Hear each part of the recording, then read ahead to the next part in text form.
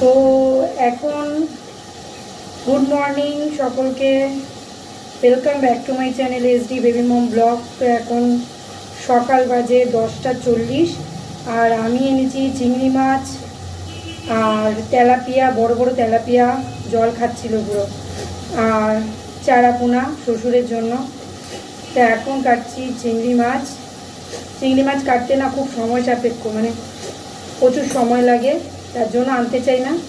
কিন্তু আজকে মা রেখেছে এই বর্ষার মধ্যে পুঁই শাক, কুমড়ো, তো সব শাক আর কুমড়ো টুমড়ো দিয়ে আর সাথে চিংড়ি মাছ দিয়ে একটা ঘ্যাট টাইপের হবে, দারুণ লাগে। অনেক দিন পরেই হচ্ছে, একঘেয়ে খাওয়া হয়ে গেছে, ডিম এই সেই একঘেয়ে হয়ে যাচ্ছে। তো ওই জন্যই আজকে হবে পুঁই শাক চিংড়ি মাছের ঘ্যাট। তোমাদের কেমন লাগে অবশ্যই জানিও। আর আমি কদিন ধরেই ব্যস্ত হয়ে গেছি, শরীরটাও খারাপ ছিল, যাই হোক আবার ভিডিও করব, তোমরা দেখতে পারবে, কিন্তু সময়ের জন্য হচ্ছে না। এইগুলো ফেলে দিলাম, এবার শুধু চিংড়ি মাছের মাথাগুলোকে আগে ছাড়িয়ে নিয়েছি আর এখন ছাড়াবো খোসা। এদিকে মশা যা উৎপাত করছে মাছের গন্ধে, এই পাগুলোকে কেটে বাদ দিয়ে দিই। আর সাথে দুজনে মিলে ছাড়ালে কি হয়, একটু তাড়াতাড়ি হয়ে যায়। এই দেখো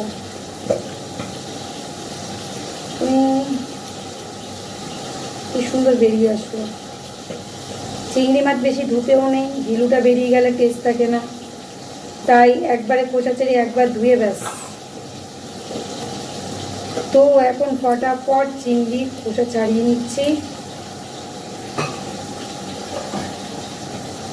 আর বর্ষাকালে চিংড়ি খাওয়াটা কোনো ব্যাপার না, দামও কম, ইলিশও উঠেছে, তোমরা আমার ভিডিওতে আজকে দেখতে পারবে।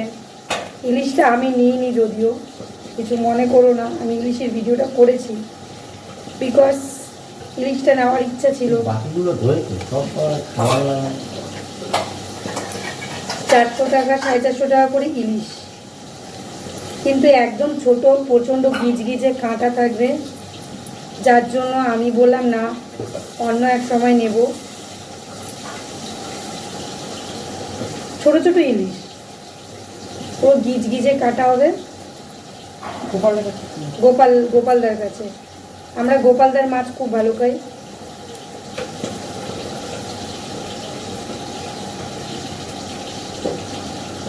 খুব রিজনেবল প্রাইসের মধ্যে কিন্তু গোপালদার মাছ বিক্রি হয়।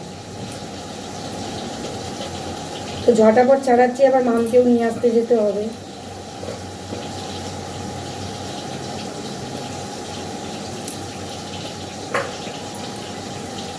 খেতে তো খুবই ভালো লাগে, কিন্তু মা আবার মনে মনে ভাবছে মাথা বললাম আনতে, আনলো চিংড়ি, খাটনি বাড়িয়ে দিল।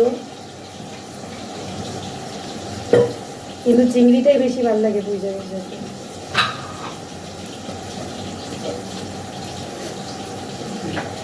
তুমি ধুয়ে না, তুমি ওদিকটা করো, আমি এদিকটা করো। মা আবার তেলাপিয়া মাছ ভাজা বসিয়েছে।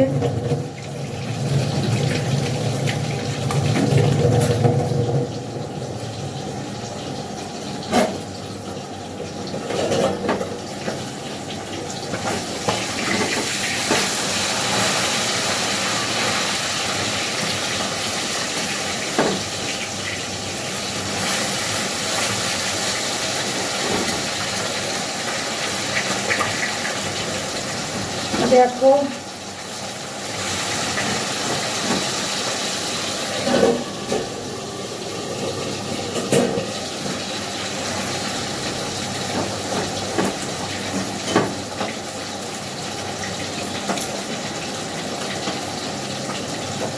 আর আজকে একটা হাতের ব্যান্ড কিনে আনলাম।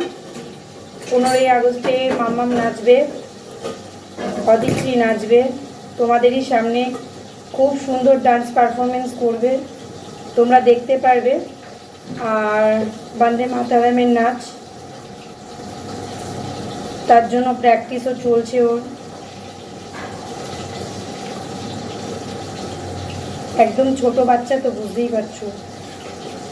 তো নতুন নতুন ভিডিও আসবে, তোমরা অবশ্যই চ্যানেলটাকে সাবস্ক্রাইব করে দিও।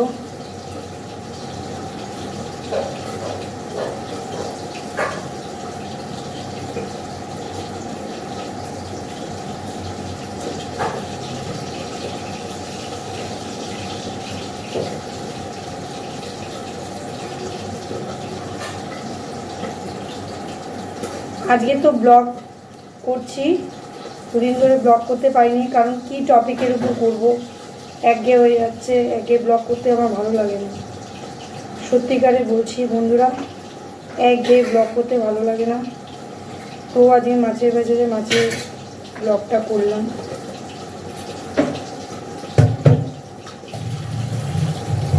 তারপর মেয়েও যা দুষ্টু, ড্রেস চেঞ্জ করার পরও ড্রেস করার পর ড্রেস চেঞ্জ করে নিতে হচ্ছে, এমন অবস্থা।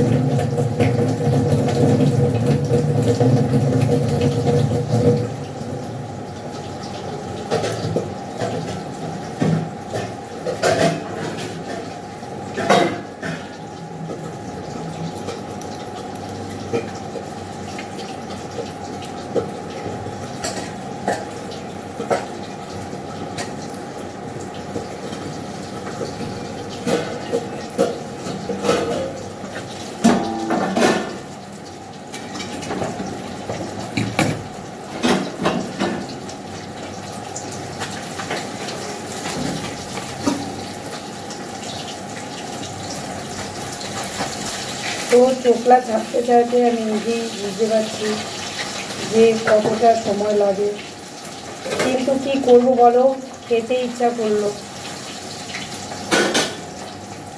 লোভ আর সামলাতে পারলাম না, নিয়ে চলে আসলাম। তোমার ছেলে আবার বলছে কি, আজকে মোবাইলে একটা ছবি দিয়েছে যে তেলাপিয়া মাছ খেলে ক্যান্সার হয়, মুরগি খেলে কি একটা রোগ হয়, তো এটা দিয়েছে। তার ছেলে বলছে কি, তেলাপিয়া মাছটা কমের মধ্যে ভালো খাই, রিজনেবল আছে, এটাতেও হয়। বলছে কি পুরো ভেজিটেরিয়ানই হয়ে যাব, কোনো মাছ মাংসই খাবো না। বলছি হ্যাঁ হও, কোনো ব্যাপার না, কিন্তু পারবে তো, সবচেয়ে কঠিন ভেজিটেরিয়ান হওয়া, কারণ যেখানে যাবো আমিষ। অ্যাকচুয়ালি রোগের জন্যই আর কি চিন্তা করছে যে এরকম যদি দেখায় তাহলে কি কেউ খাবে ননভেজ? ননভেজে যদি রোগ হয় তাহলে ননভেজ কেউ খেতে চাইবে না। কতটা সত্যি জানি না, তবে দেখো সবজি খেলেও যে রোগ হয় না এটা ভুল কথা, রোগ প্রত্যেকটা মানুষেরই হয়, এটা বলে তো আসবে না। আর মানুষকে কদিনই বা জীবন, বাঁচতে গেলে সবই খেতে হবে। আর এটা ঠিক, যারা ভেজ খায় তাদের কিন্তু শরীরের ক্ষমতা হয়তো বেশি, ভালো ভেজটা খাওয়া ভালো, মাছে হয়তো রোগ থাকে, তা বলে বাঙালি মানুষ এত সুন্দর সুন্দর মাছ খাওয়া বন্ধ করা যায় বড়? ছোটোবেলা থেকে যদি অভ্যাস থাকতো তাহলে নয় পারতাম, ছোটোবেলা থেকে তো আর অভ্যাস নেই যে শুধু সবজি খাবো মাছ খাবো না, ছোটোবেলা থেকেই মাছ খেয়ে আসছি আর বিভিন্ন ধরনের।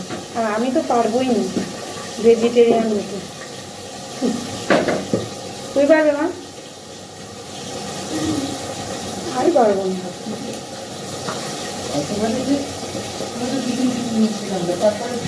মানে 2-3 দিন ধরে খেলাম না, এটা প্রত্যেকেই বলছে, মাও বলছে 2-3 দিন ধরে মাছ খেলাম না, ঠিক আছে, কিন্তু আবার কিছুক্ষণ পরে কিন্তু সেই মাছ খেতেই ইচ্ছে করবে।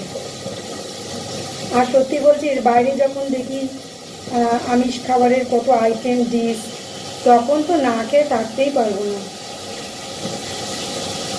আজকের টপিক হচ্ছে এটাই যে আজকে কি বাজার করলাম খেলাম। ওয়েদারটাই সুন্দর, বৃষ্টি হচ্ছে ঝমঝম করে সারা রাত দিন, আর সত্যি বলতে গেলে এই সময় খেয়েও শান্তি, আর আমাদের কোনো ঝামেলাও নেই, মানুষ খুবই কম, আমরা 6টা প্রাণী, আর আমাদের কোনো আত্মীয় স্বজন, সত্যিকারে বলছি বাড়ি মানে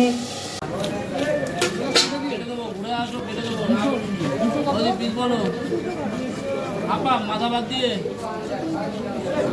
275 টাকা। তিনটা করি ভালো হবে। ইলিশের দাম একটু কমেছে নাকি? ছোট ইলিশ হ্যাঁ 500 500 ছিল, আরো ছোট 450। বাবাকে বলবো ইলিশ নিয়ে যেতে গোপাল যদি রবিবার থাকে।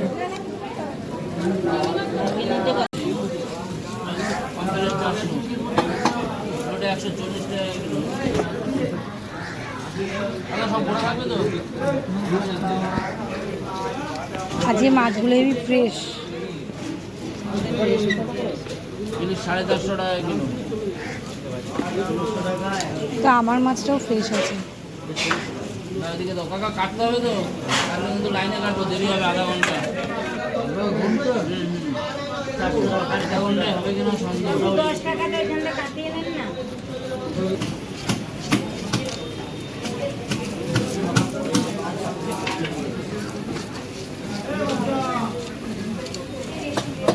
ছোট ছোট ইলিশ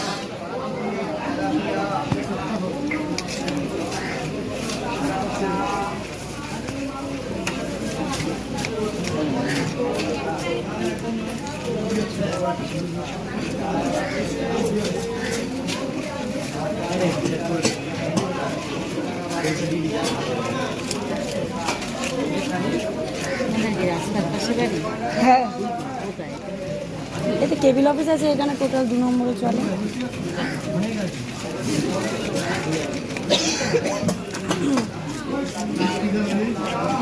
বাড়িতে মুখে কি বলতে হবে, কত দামে কিনলাম। 500 দিয়ে দিন।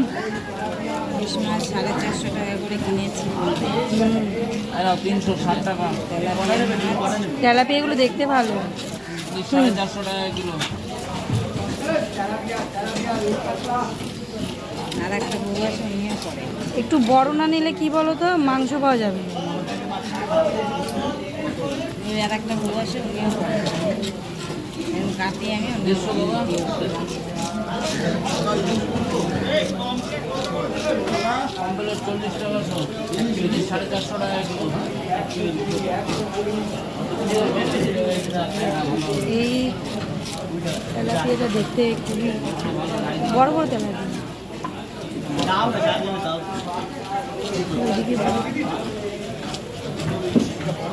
গোপালদার ভ্যারাইটিস আছে।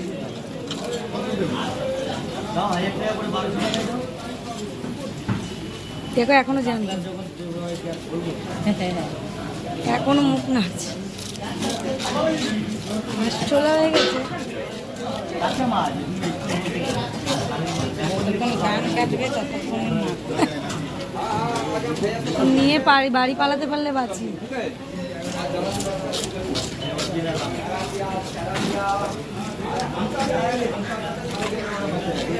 এটা 150 টাকা।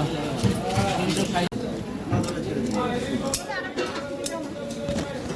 টাকা নিয়ে নিন। গোপাল দেয় না কমপ্লেট 400 ভালো কমপ্লেট।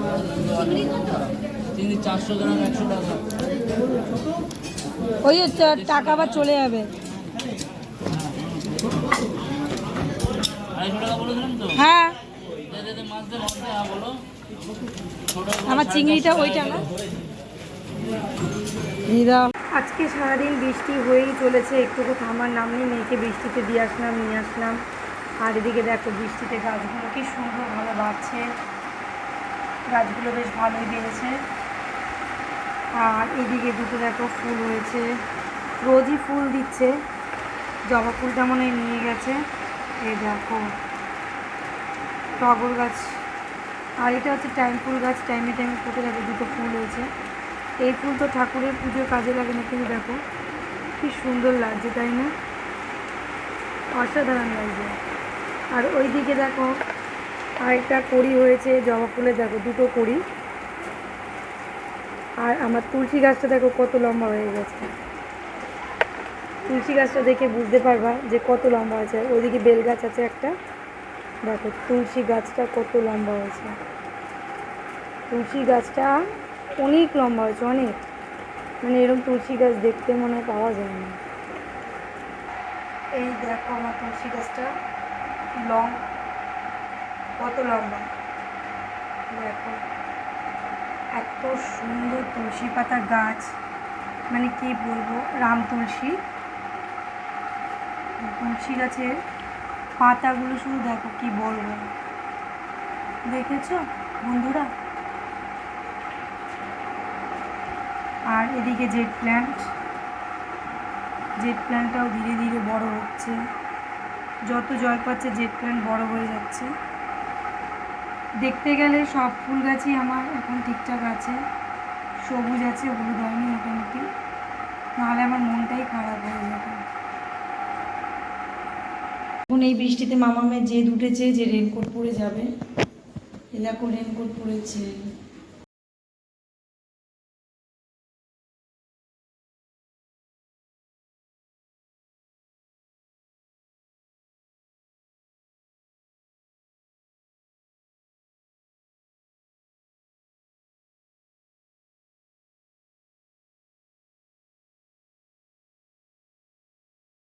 এখন মামাম ডান্স প্র্যাকটিস করছে 15ই আগস্টের জন্য। দেখো মাঝে মাঝে ভুলে যাচ্ছে, আবার মাঝে মাঝে মনে করে করে করছে, তো এটা একটু প্র্যাকটিস, ভুল হতেই পারে, ও একদম ছোট, স্কুলেও প্র্যাকটিস চলছে। ফাইনালটা তোমাদের ভিডিওতে দেব, অনেক বাচ্চাই নাচবে, সব গার্লস, আর বাড়িতে এসে প্র্যাকটিস চলছে। তবে এই প্রথমবার ও নাচ পারফরমেন্স করবে, আমার তো খুব আনন্দ হচ্ছে। দেখো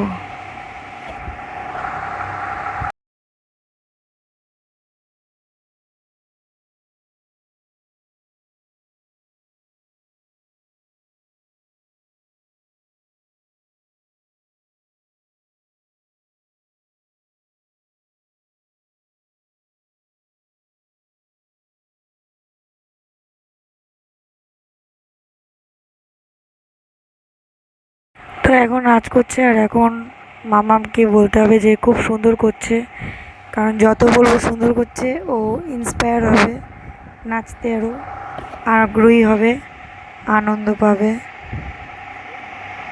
বাহ কি সুন্দর। তো ভিডিওটা দেখো আর লাইক ডান করে দিও, ভালো লাগলে অবশ্যই কমেন্টস করো, সাবস্ক্রাইব করতে ভুলো না।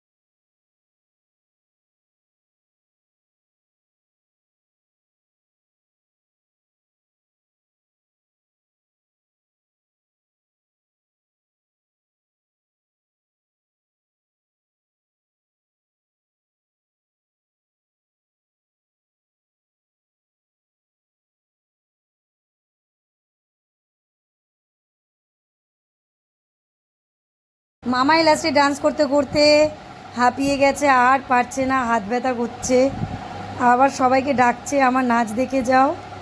তো ও লজ্জাও পাচ্ছে না কোনো, ওর কাছে কোনো ব্যাপারই না, সবার সামনে নাচতে পারে, সব সময় হাসি খুশি। কিন্তু একটাই সমস্যা, প্রচণ্ড জেদ। তো ও বলছে আর ভাল লাগছে না মা, আছি এবার আমাকেও ছাড়, তুই নাচ বন্ধ কর। আবার সবাই দেখো মাম্মাই কি সুন্দর একটা রং করেছে, দেখি মামা, পেন্সিল এঁকেছে, ড্রয়িং করেছে। আর হ্যাঁ দিচ্ছি দিচ্ছি, কি এনে বোতল, এই যে কালার কালার এনো এনো। মামাম সুন্দর একটা ড্রয়িং করেছে, দেখি ড্রয়িংটা দেখি মা, দেখি। এগুলো ড্রয়িং করিস নে? বাহ, খুব সুন্দর হয়েছে। তো আজকের মতো ব্লগটা এখানেই শেষ করছি। মামাইয়ের আবার পড়াশোনা আছে অনেক, প্রচুর চাপ স্কুলে। বাই বাই, টাটা টাটা করে দাও মামা।